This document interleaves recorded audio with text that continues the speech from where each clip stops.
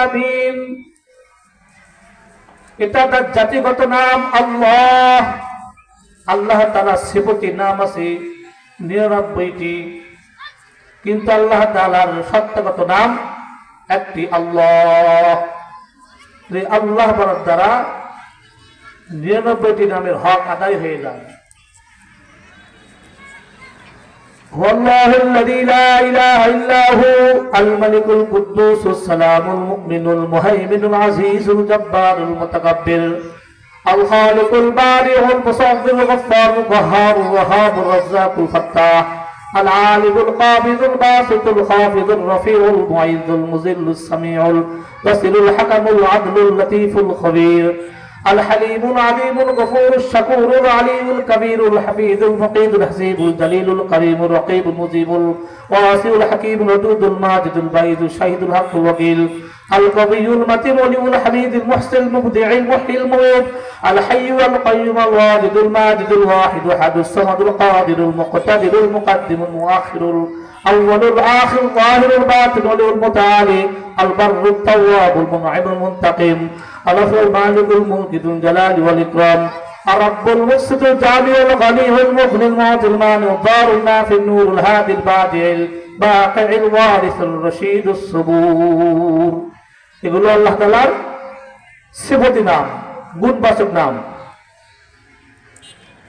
কিন্তু আল্লাহ তাআলার সত্যগত নাম আল্লাহ। আল্লাহ তাআলা রব, এজন্য আল্লাহ তাআলাকে রব বলা হয়।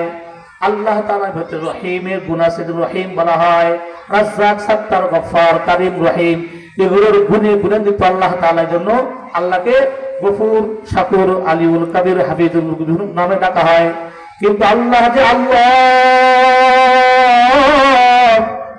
এই নামের ভিতরে তার প্রমাণ লুকায়িত আছে। আল্লাহ সত্যগত নাম।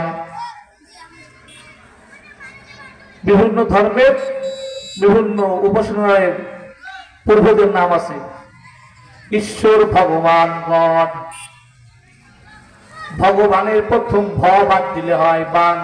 বান মানে আর ভগবান বোঝায় না, ঈশ্বর বা খোদা বোঝায় না। একটা বা বাদ দেন থাকে দন্তের নয়, এখানে না। না মানে কিছুই না, খোদাও নাই, ভগবানও নাই, ঈশ্বরও নাই, কিছুই বোঝায় না। কিন্তু আল্লাহ তাআলা আল্লাহ সত্যগত নাম। আল্লাহকে আল্লাহ বোঝানোর জন্য প্রত্যেকটা অক্ষরেই যথেষ্ট, এক একটা অক্ষর যথেষ্ট আল্লাহকে আল্লাহ বলে বোঝানোর জন্য। আল্লাহ সাথে প্রথম আলিফকে ফাড়া দেন থাকে লিল্লাহ, লিল্লাহি মা ফিস সামাওয়াতি ওয়াল আরদ, আল্লাহকেই বোঝায়। আর একটা লাম ফাড়া দেন থাকে লাহু, লাহু মা ফিস সামাওয়াতি ওয়াল আরদ। আর একটা লাম ফাড়া দেন থাকে হু, হুয়াল্লাহুল্লাযী লা ইলাহা ইল্লা হু। আল্লাহ তাআলার প্রত্যেকটা অক্ষরে এক একটা অক্ষর ধরে আল্লাহ তাআলাকেই বোঝানো সম্ভব। তো আল্লাহ যে আল্লাহর অস্তিত্ব আল্লাহ শব্দের ভিতরেই নিহিত আছে।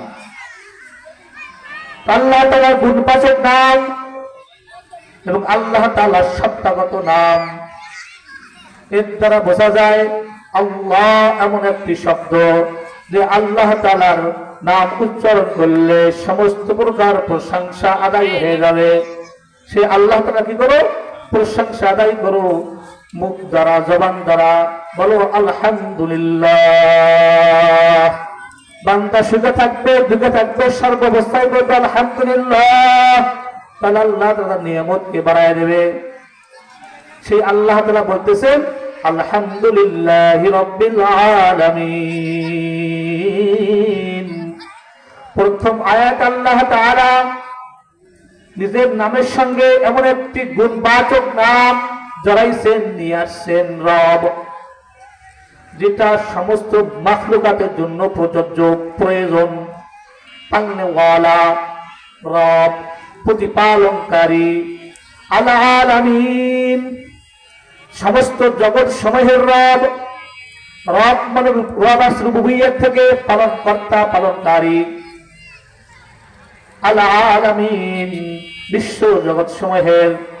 তাফসীরে মাজহারির ভিতরে লেখেন আল্লাহ তাআলা এই পৃথিবীর মতো, শুধু পৃথিবী না, এই পৃথিবীর মতো যত জগৎ আছে সেই জগৎ, পৃথিবী একটা গ্রহ, এই পৃথিবীর সঙ্গে অনেকগুলো গ্রহ, উপগ্রহ, চন্দ্র, সূর্য, গ্যালাক্সি সব মিলায়া একটা সৌরজগৎ।